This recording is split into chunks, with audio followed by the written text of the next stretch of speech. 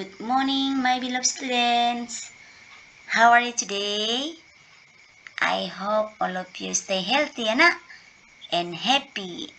Okay, now we will start our lesson today. Kita akan memulai pembelajaran kita hari ini.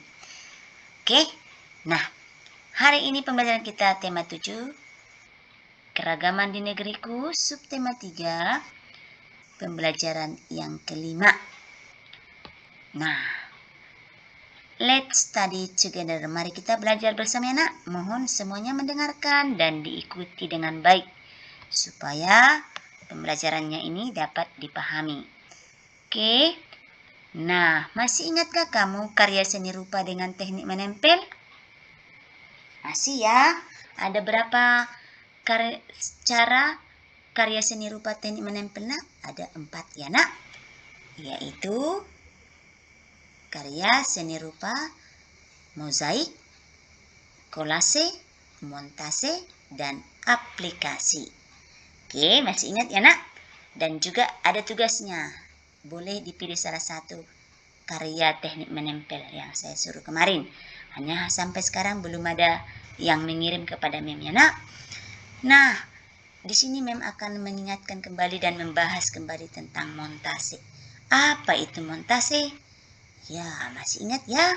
Montase itu adalah teknik membuat karya menempel gambar-gambar yang telah ada sebelumnya dan boleh digabung dengan gambar tulisan tangan dan diwarnai ya, nak. Nah, for example, ini contohnya. Oke. Nah, ini adalah contoh gambar karya montase. Di sini ada yang ditempel beberapa gambar dan ada gambar tulisan tangan. Nah, ini. Yuk kamu amati yang mana kira-kira ini gambar yang ditempel. Nah, gambar yang ditempel ini boleh diambil dari barang-barang bekas. Misalnya, nak, dari mana?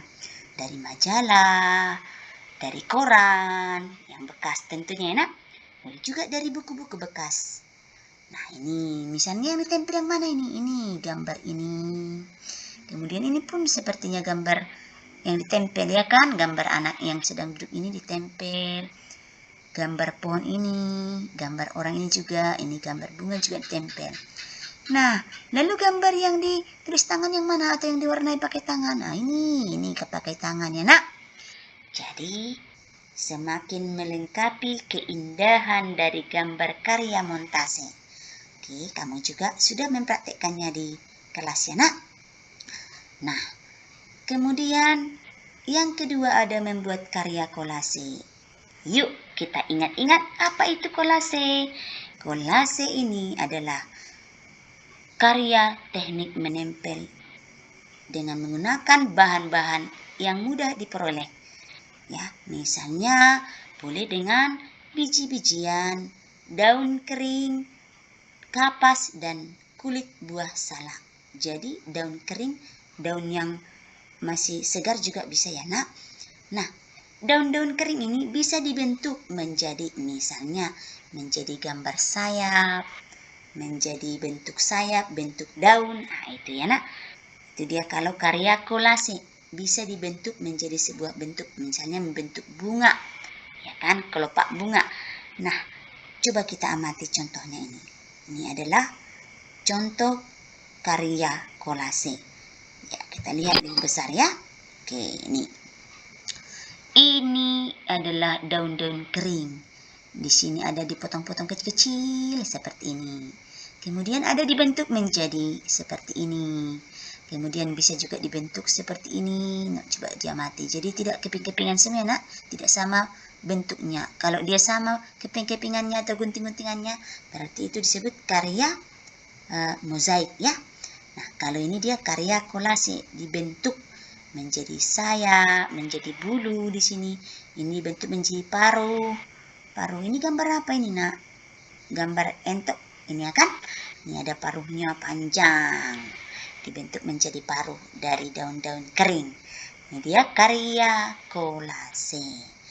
Nah, jadi dari contoh-contoh ini kamu sudah paham apa perbedaan antara karya montase dan kolase ya nak. Oke. Nah, tugasnya ada minggu yang lalu saya sampaikan dibuat karya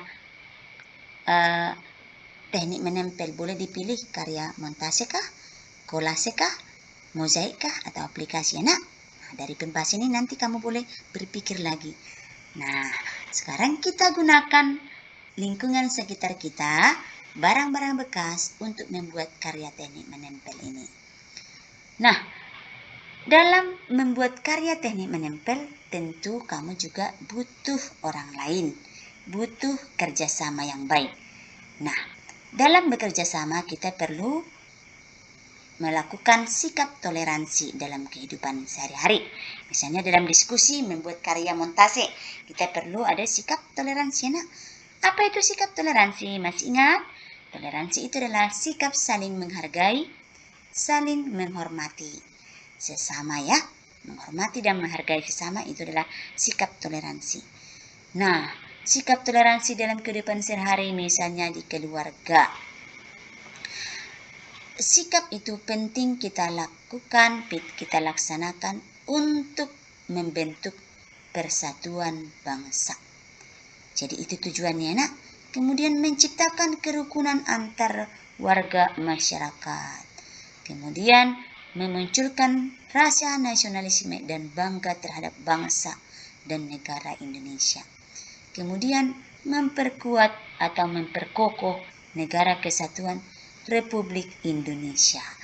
Inilah sikap pentingnya toleransi, dapat menciptakan persatuan, menciptakan kerukunan, memunculkan rasa nasionalisme, dan memperkokoh, memperkuat negara kesatuan Republik Indonesia.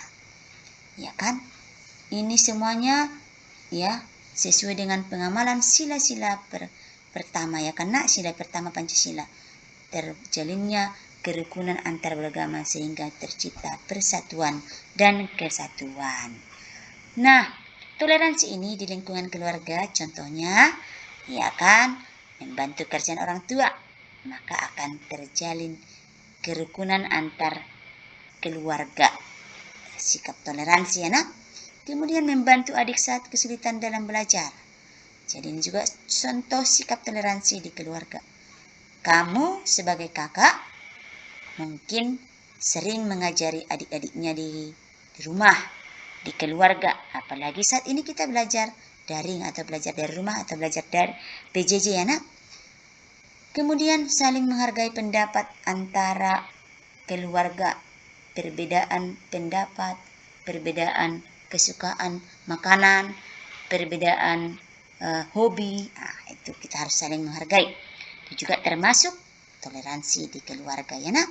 Kemudian menjaga ketenangan saat jam tidur siang, yaitu juga kemudian mendengarkan dan menjalankan nasihat orang tua atau kakak atau saudara yang ada di rumah. Termasuklah itu juga contoh sikap toleransi di keluarga. Nah, toleransi itu bukan hanya di keluarga, tetapi juga di lingkungan sekolah, di dalam kelas. Contohnya apa ya nak? Iya, banyak. Ini sudah kita lakukan. Menjaga ketenangan kelas saat berlangsungnya proses belajar mengajar. Nah, sekarang coba kamu refleksi, apakah saya sudah menjaga ketenangan kelas saat berlangsungnya proses belajar mengajar? Ya, menghargai pendapat teman, mungkin saat berdiskusi, saat sharing, ya kan? Kemudian tidak membeda-bedakan suku, agama, dan ras. Tapi kita harus berteman, bergaul dengan semua teman-teman yang ada di dalam kelas, walaupun berbeda suku, agama, dan ras.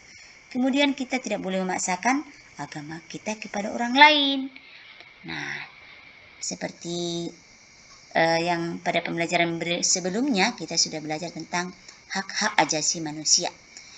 Ya, termasuk hak dalam memilih agama itu menjadi toleransi di lingkungan sekolah ya nak. Kemudian yang terakhir mematuhi tata tertib sekolah. Ayo, kita sudah memiliki peraturan di kelas, kesepakatan kelas ya nak, atau keyakinan kelas yang sudah kita tentukan, kita bentuk Maka mari kita patuhi bersama, karena itu merupakan toleransi di dalam kelas. Baik, juga ada toleransi di lingkungan masyarakat. Contohnya apa ya?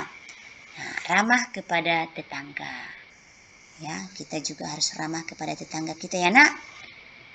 Kemudian mengikuti kegiatan sosial dalam kehidupan masyarakat. Kalau ada kegiatan sosial di lingkungan masyarakat, misalnya kerja bakti, misalnya kunjungan sosial ke tetangga, mari kita ikut ya, Nak. Kemudian memberikan kesempatan kepada tetangga menjalankan ibadah. Ya, selain di lingkungan sekolah tadi, di lingkungan keluarga, di lingkungan masyarakat juga kita harus dapat memberi kesempatan kepada orang lain untuk menjalankan ibadah. Kemudian juga tidak membeda-bedakan suku, golongan, agama, ras, tapi kita harus bergaul juga di masyarakatnya, Nak. Nah, inilah sikap-sikap toleransi yang ada di keluarga, di sekolah maupun masyarakat. Nah, tentu kita hidup di keluarga, juga di sekolah dan di masyarakat, maka ini perlu kita lakukan dalam kehidupan kita sehari-hari ya, Nak. Baik, setelah kita membaca buku tema kita dari halaman 128, ada di situ teks bacaan melaksanakan sikap toleransi. Nah, tentu setelah membacanya, kamu bisa membuat peta pikirannya. Apa itu peta pikiran?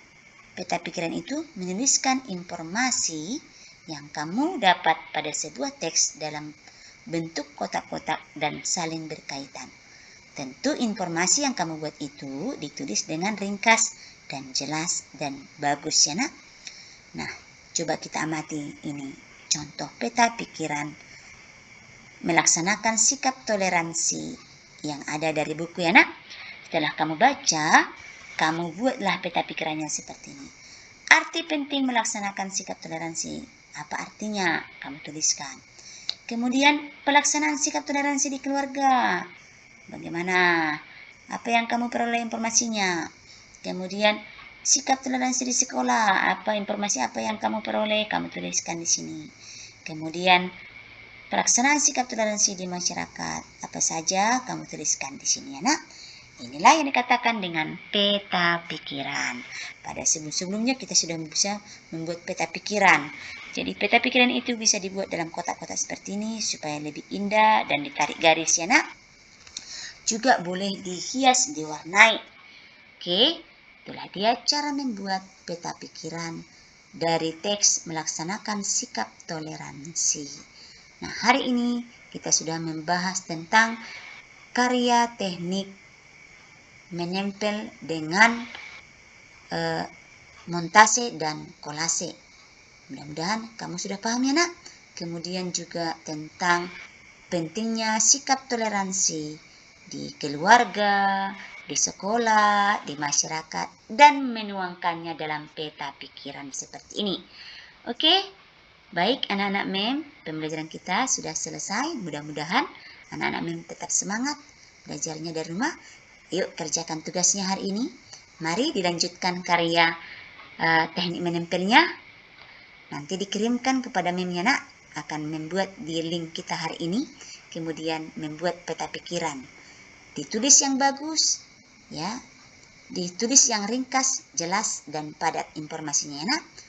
Oke, thank you for our students. See you next time and bye-bye.